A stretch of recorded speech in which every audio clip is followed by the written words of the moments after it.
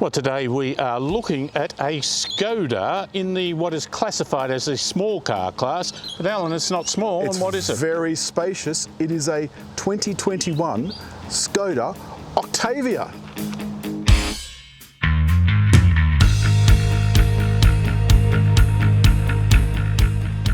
Octavia, David. Very strange name for a car. Skoda has some very strange naming regimes.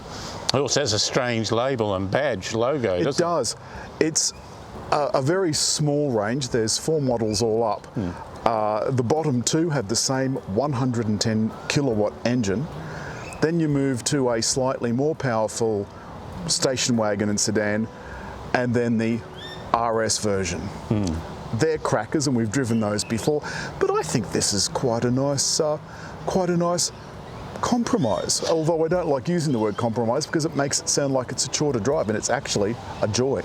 And it's in the same class as a Corolla and Absolutely. the i30. You would think that it actually feels quite big. I really like this kind of semi-tiger nosed grille. It just looks really strong.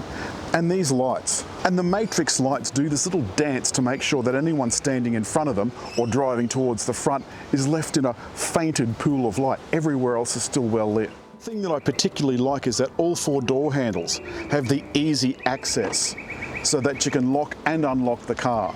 And when you walk up to it and you've got the key in your pocket, the doors will unlock for you. This is a really graceful interior. There's little blinds on the side and back windows. Fancy surfacing on the doors, and all of this is quite soft. Well, actually no, that's quite hard, but it just looks sensational. Inside there's a spot for a tablet, a phone, and a 3rd zone of climate control, which in a car for this price range I think is just extraordinary. The cup holders fold out of the center console. And there's even a little mobile phone holder on the back of the seat so that you can watch a movie on a trip. A power tailgate. And this fastback look is actually a hatchback, which I really like. In typical Skoda style, there is bags of little extras in the back. Bag hooks, pull down bag hooks on both sides. There's not 1 but 2 cargo nets and a hard cover over top. And there's this little sling that you can put up to 3 kilos worth of stuff in. I'm not quite sure why you'd want to do that, but maybe some shopping bags. This is a lovely gentleman's cruiser. It's a touring car that you feel comfortable in. The fabric on the seats is beautiful. It's a little bit of the elegant suit type of fabric, isn't it? You've got lovely fabric and textured materials and so forth. And the thoughtful touches, David, in Skoda continue once you press the button, which of course is on the side of the steering wheel in this car, to start. The digital dashboard sparks up. You've got drive modes. Would you like another drive mode? Can I just say, I love the fact that this is showing me the cars around me. It's giving me confidence in the car. So I put the gear lever into sport mode, but you also have sport mode up here on the dashboard, which I've heard you frankly sounding more impressed about. So does that give me sporty information, or just that I can select it? It just gives me the choice to select normal. Well, it's a Skoda 110. I'm not quite sure that it has sporty information. That's normal. That's a bit wishy-washy. Now, the interesting thing about this, of course, is this is semi-new Volkswagen Group interior. So it's got the little stubby gear lever, a la Golf 8 style, which I very much like. It's a toggle switch. It is a toggle switch. Now, would you like to activate your highway assist? I'd love to. All right, so if you would activate your cruise control for me. This is this button here. There we go. Right. Now, is that button then limited? So press that button and you'll see your travel assist is activated. That's the steering that we were talking about before, remember? And now it brings up a different diagram on the screen. Right. Showing the cars around you, and that's very Tesla style. It's giving you a distance to the car in front, it's showing up all the cars around you, and it's steering the car. Now, you were complaining in our i30N video about how this ping-ponged you down the freeway a bit, and I said it's because you didn't turn the system on. Now, did you press that button? I'm going to, there was a rhetorical question. I was talking about the Volkswagen Passat. Same difference, exactly the same system. You've got to still press that button, or travel assist won't activate. The problem is there's buttons that do different things, and which is not surprising.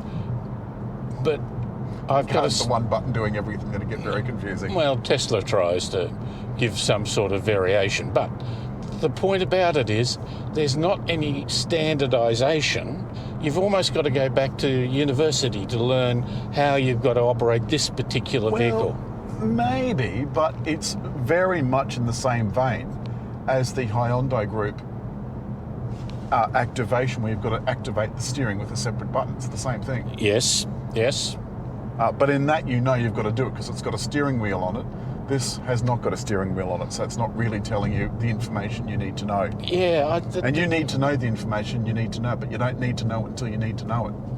And then again, there is information you know, and then there's information that you know that you don't know, and then there's information you don't know that you don't know. That's right. That's exactly right. Annoyingly, much of what we've been talking about is part of a pack. If you get the tech and luxury packs together, it's $7,800. If you were to get the things individually, it would be $13,200. You get things like electric leather seats, adaptive chassis control and head-up display, to name but a few. Unfortunately, all of that really cool stuff, including the USB-C in the rear view mirror, is part of this pack. Now, poor old David didn't realise that by touching the brake, you turn the travel assist off, and that confused him no end. Get into this lane. So if I slow down, it turns it off? Yeah, because it's tied up with the active cruise control. Yes, of course. Okay, so if you turn the cruise control off, you turn the system off, because it thinks that's what you wanted to do. Now, we're going around here at a brisk rate. It's soft, but it's... Well, it's not as sharp as the last one, yet it's still good, isn't it? I mean... Well, I think it's good enough to be comfortable, David. I want to be comfortable. Like I said, I don't want my insides, moved unnecessarily, because God knows there's enough of them. Over these rough bits of this tarmac, that ride is absolutely sensational. Absolutely good. Do you know what? I could sit in a very long trip in this. Oh, yeah. This doesn't go out of sport mode when you turn the car off. But it does go out of sync mode. So your air conditioning won't be synced. One thing we haven't spoken about, and I think this is pretty important, I've got a heads-up display. Which the i30N didn't. No. And the one thing that I've noticed is that this feels less intrusive than some of the cars we've driven, the active steering. It's doing it, but it's doing it with a bit more panache, a bit more style. Well, it's like it's in control rather than desperately reacting. Yeah. It's not sort of frantic. I know people like that. Absolutely right. The look of the cabin, I think, makes the ambience a little bit better as well. This has got the latest VW system with things mainly in the screen, but it's got a row of buttons down here as well, so that I can set the drive modes, the travel assist and so forth. My automated parking, for example, simple one button, this will go away and find a spot for me. Well, not without me being in the car, obviously. And I like that. Yeah. And do you think for the price, you're going to be very hard put finding a car that will do what this will do for the price? David, I think Skoda is one of the most underrated brands in the country. It's common in Europe and common in the UK, but in Australia, it's just one of those underrated brands with all that fabulous stuff that is included. It's almost understated in a way, yet when you look at it closely, you really see its depth and its detail that it's covered. And its playfulness with all those inclusions. But that's it. That's your lot for the week. As always, hit like. Leave a comment. And just here in the middle, I think, to subscribe.